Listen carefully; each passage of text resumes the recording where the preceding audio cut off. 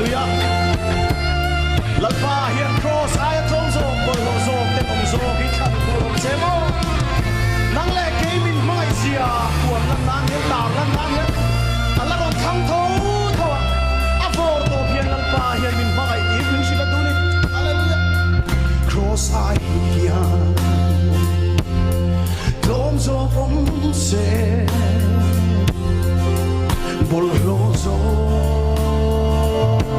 Tình ôm gió xe ô lal pa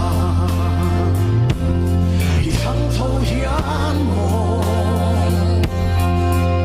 cả ring chi cây căn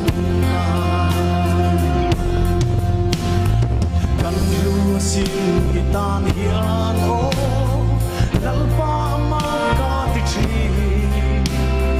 cross meu hangin quang to mala min ma ngai fiang so demo anh kim ti thei oro vui be anh kim chuma le mala hey hero ti thei mon silo min ma ngai lo ti thei lo anh kim ti thei oro vui be anh kim chuma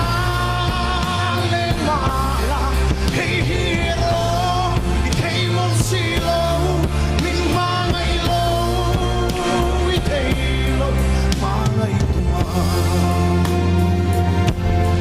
mangai turil, ini, mangai tua,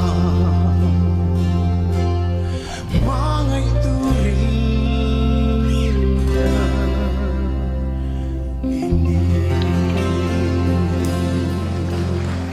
Hallelujah, lalpa tu fakin umrok seh.